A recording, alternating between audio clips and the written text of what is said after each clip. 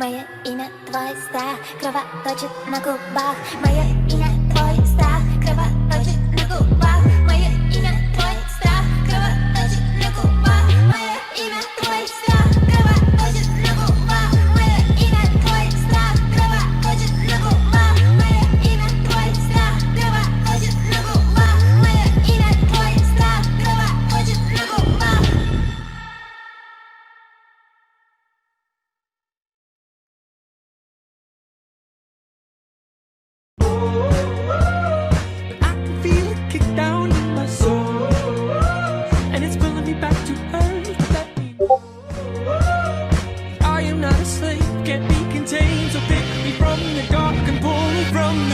Cause I still feel alive.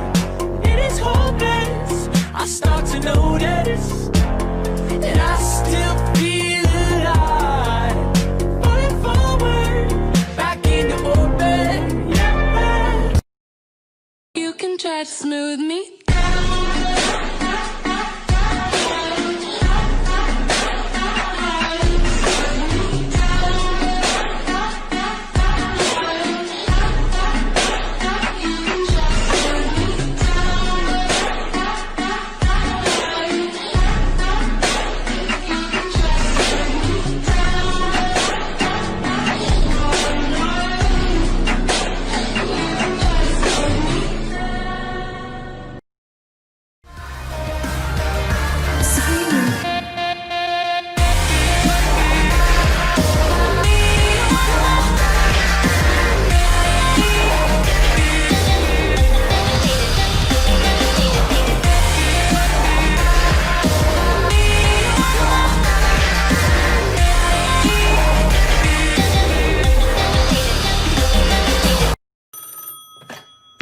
Hotline, please hold me close to you.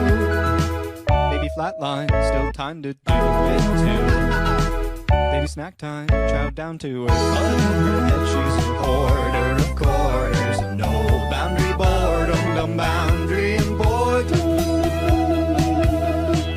I can tell that your drinking eyes never open. I am say somebody will die, and I hate hoping. Wishing that the pills let you cry, and I hate hoping someday I will go back outside and see her okay.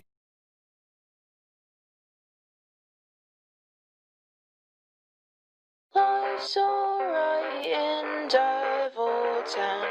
We're right, no one's gonna catch us now. Dad has bought a new car now. We're fine, no one's gonna catch us now.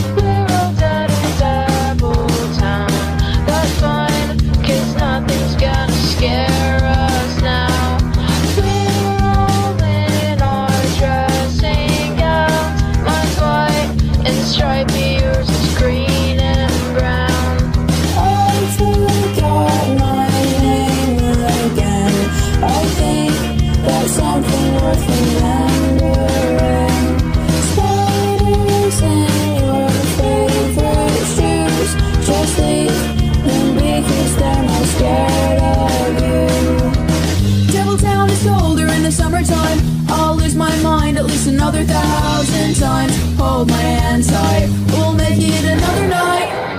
I still get a little scared of something new, but I feel a little safer when I'm with you. Falling doesn't feel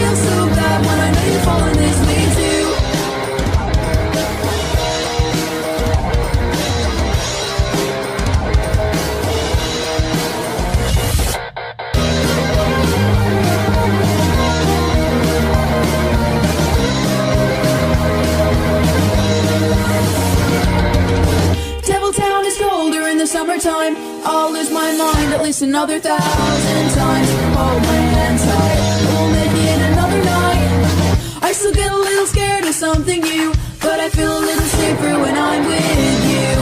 Falling doesn't feel so bad when I know you're falling this way too.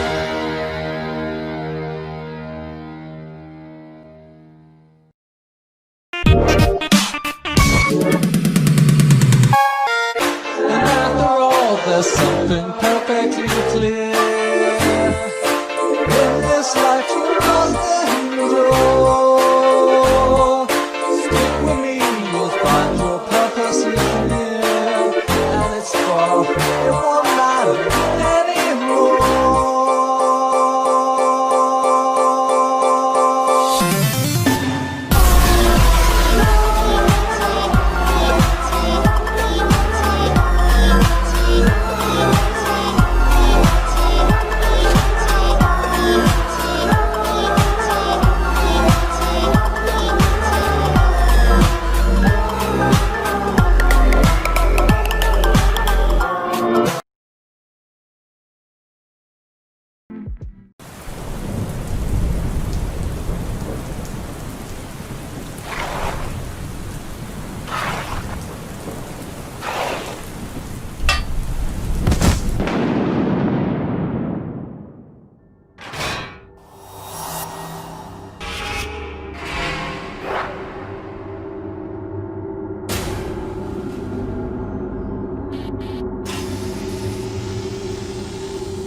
It's alive! It's alive!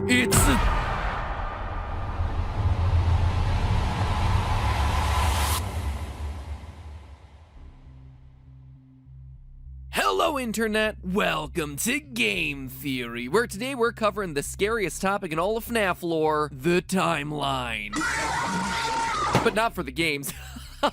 Oh, geez, no, I hate myself, but not that much. Whew, I'll probably have to do that at some point down the line, but not today. No, what we're covering today is a different timeline. You see, there's a new monster afoot in the FNAF universe, a killer that has horrifically taken the lives of nearly a dozen people. A killer as yet unseen in the games, but one who will, after today's theory, provide us with key insights into how this whole FNAF universe works, the true nature of Remnant, and how ghosts can possess endoskeletons. As I said, he hasn't been in a game yet, but I have a feeling he'll be showing up soon, maybe as soon as the new game's security breach. But in order to know for sure, it's our job to track his movements, to understand what his goals are, and where he's headed to next. You see, last FNAF theory, we did a surface level analysis of 1:35